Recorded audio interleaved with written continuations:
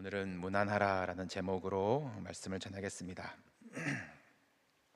유독 춥고 이제 눈이 많이 왔던 지난 겨울을 보낸 것 같습니다. 이제야 이제 신시내티의 가장 아름다운 계절이 온 것 같아요. 여러분들 교회 들어오시면서 길 이제 왼편에 핀 보라색 꽃 보셨어요? 네, 못 보셨어요? 이름이 뭔가요? 그 꽃이? 라일락. 라일락, 네, 라일락, 네, 늘 있던 그 식물인데 꽃이 이제 피니까 이야, 저게 저기 있었구나, 이제 감탄이 이제 나오는 것 같습니다. 뭐 저는 아직 계속 푸릇푸릇한 청춘이겠지 이제 착각하기 쉬운 나이라서 잘은 모르겠지만 인생의 굴곡들을 많이 지나오신 분들을 옆에서 보면서 또 이제야 조금씩 어떻게 공감하는지를 배워가면서 이 어르신들이 왜 그렇게 꽃을 좋아하시고 꽃 사진들을 그렇게 보내시는지 이제 조금 알 것 같습니다. 옛날에는 그런 꽃 사진이 어떤 시대의 감각의 차이인 줄 알았는데, 이제는 이것이 감격의 차이구나. 겨울을 지나서 꽃봉오리에서 우미 트고 만개하는 그 생명력에 대한 감격, 감탄이구나. 저 혼자 이 꿈보다 해몽이 좋은 건 어쩔 수 없지만 그렇게 서로가 이해되어 가는 것도 은혜라고 생각합니다. 부모님들은 장남, 장녀들에 대한, 첫째들에 대한 특별한 애틋함이 있으실 것 같습니다. 첫 봉오리잖아요. 첫 봉오리. 먼저 견디고 혼자 이겨내고 부모를 이 첫 경험하는 이들의 그 서툰 연습과 훈련과 실수들을 오래 참아준 공로가 첫째들에게 있습니다. 저희 가정 큰아이에게도 그런 애틋함이 당연히 있겠죠. 2살 때 프리스쿨을 이제 보내보겠다고 저도 못 가봤던 그곳을, 또 그리고 저도 못했을 그곳에 우는 아이를 억지로 이제 떼어놓고 저도 눈시울 붉게 뛰어나왔던 기억이 있습니다. 한동안 학교 가는 내내 또 교실에서도 울어가지고 참 힘들었던 기억이 있는데요. 이 첫 해에는 일주일에 2번만 갔으니까 적응이 오히려 더디고 힘들었었고, 또 긴 여름방학 3개월 동안에 또 금방 리셋이 되어가지고 2번째 해 3살 반에 입학하는데 또 가는 길 내내 웁니다. 사실 친구 하나 제대로 못 사귀었죠. 이제 말이 안 되니까요. 이 3번째 해에도 그렇게 새 학기를 시작합니다. 소환이가 아직 이야기를 하는 그 미스 캐런을 만났어요. 이제 그 선생님 매번 반겨주고 안아주시고 또 소환이의 한국 이름을 더 정확히 불러보겠다고 배우시고 그런 좋은 선생님 만나서 또 어찌어찌 또 1년을 보냈습니다. 아마 요 시즌쯤이었던 것 같은데 학년 말 컨퍼런스를 하는데 선생님이 소환 has blossomed-라고 하시더라고요. 그때 참 뭉클하고 감사했던 기억이 납니다. 이 선생님 참 표현이 시적이시다 싶었는데 블로썸 이제 아이들에게 많이 쓰는 이 표현이더라고요. 도환이 선생님도 다른 상황에서 결이 조금 달랐지만 살짝 다른 의미로 쓰시는 것을 들어보았습니다.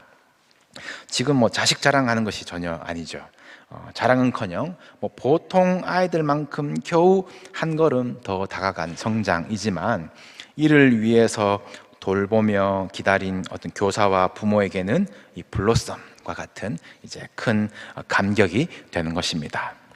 이 교회와 목회와 성도의 감격도 이런 것 아니겠습니까? 우리가 올해 심다, 철을 따르다, 열매를 맺다 새겨가고 있지만 마침내 하나님의 때를 따라서 꽃봉오리를 피우는 성도를 볼 때에 그것은 비교할 수 없는 기쁨과 영광이 됩니다. 지난주에도 성도의 교제 가운데 함께 기도하자라는 그런 대화 가운데 어느 성도를 위해서 기도하면서 원망보다는 이 교회에서 꽃피운 신앙을 감사하는 기도를 하게 되었습니다. 누가 나눠주셔서 또 얼마나 감사했는지요. 제가 안 하던 거라서 낯간지럽지만은 시를 하나 인용하겠습니다. 잘 아시는 또 사랑받는 김춘수 시인의 꽃이라는 시의 일부입니다. 내가 그의 이름을 불러주기 전에는 그는 다만 하나의 몸짓에 지나지 않았다. 내가 그의 이름을 불러주었을 때 그는 나에게로 와서 꽃이 되었다. 내가 그의 이름을 불러준 것처럼 나의 이 빛깔과 향기에 알맞은 누가 나의 이름을 불러다오.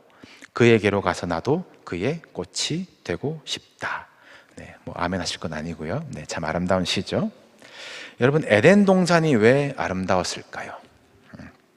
하나님이 아담에게 맡기셨거든요. 맡아서 돌보라라고 명령하셨습니다. 그래서 하나님이 어떻게 하나 보시니 아담이 하는 일이 보니까 이름을 불러주는 것이에요. 네, 이름을 불러주고 존재를 알아주고 인정하고 관계가 맺어지는 것이 이름을 부르는 것 아니겠습니까?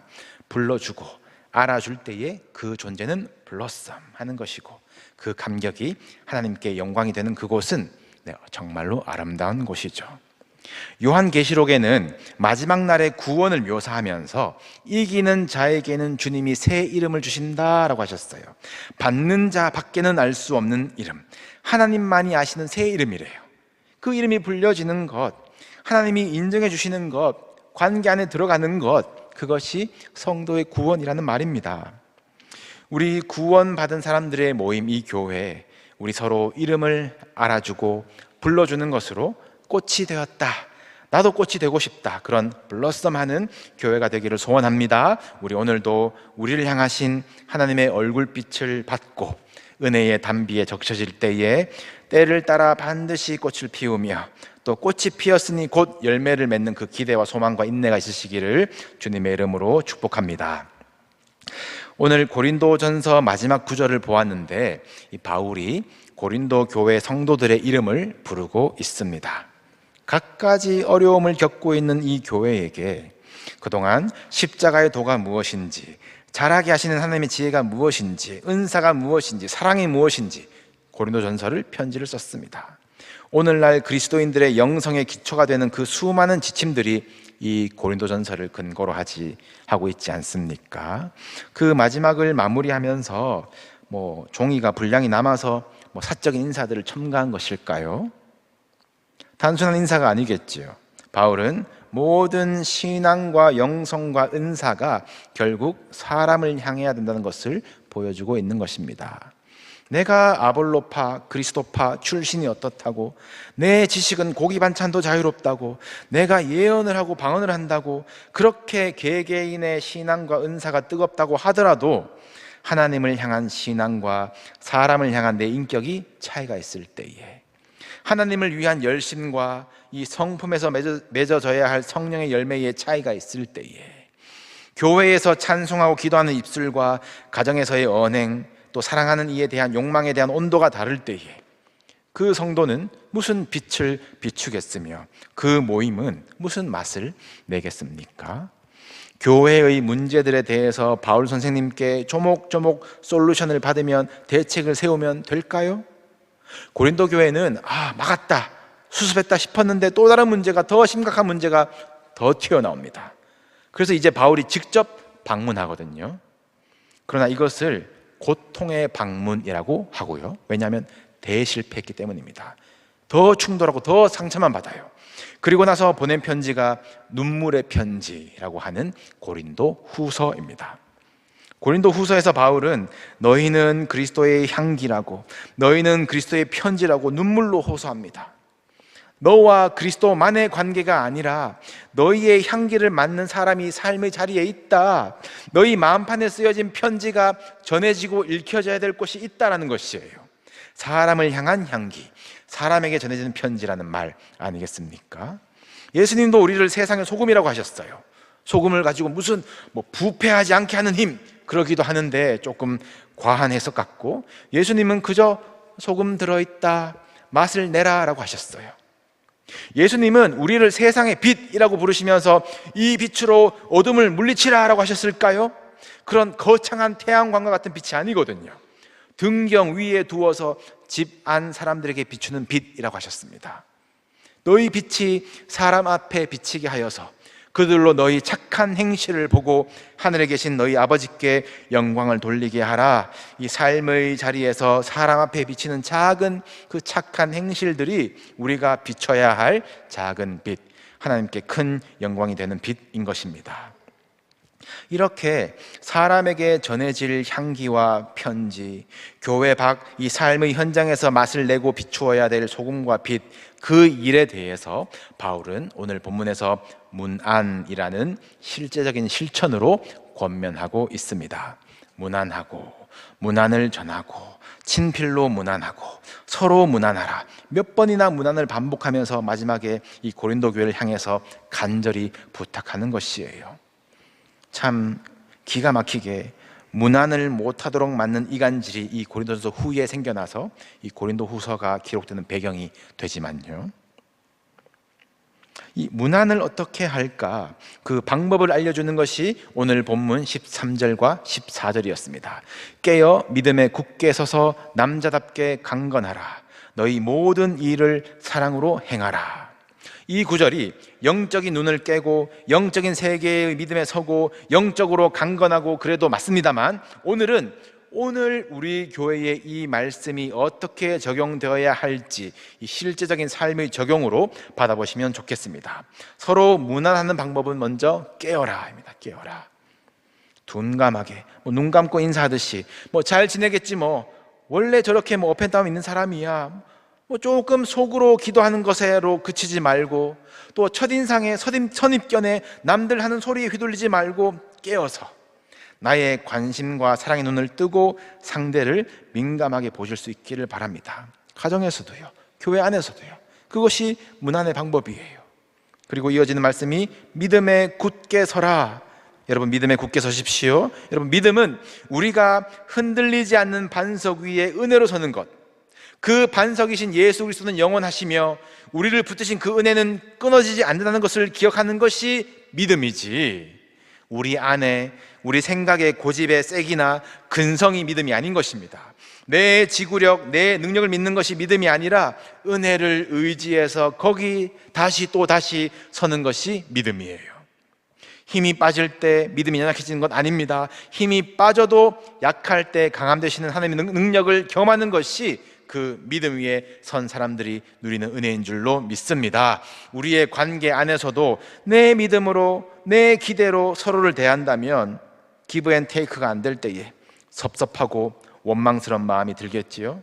그러나 하나님이 믿음의 관계의 기초가 되시고 우리가 그 믿음 위에 서서 서로를 대한다면 내 감정이나 평가에 흔들리지 않고, 또 사람을 믿고 공동체를 믿는 것을 넘어서서 그 사람을 만나게 하신 하나님, 이 공동체를 만나게 하신 하나님을 신뢰하는 믿음에 설 수 있을 것입니다. 그것은 은혜로 되는 것이지 공로로 힘으로 되는 것 아니에요.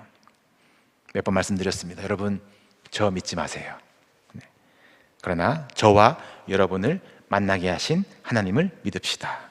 우리 옆 사람도요, 속회 식구들도요, 심지어 배우자도요, 하나님이 만나게 하셨다. 그 위에 굳게 서시면, 그리고 서로 무난하시면 저도 여러분도 흔들리지 않을 것입니다.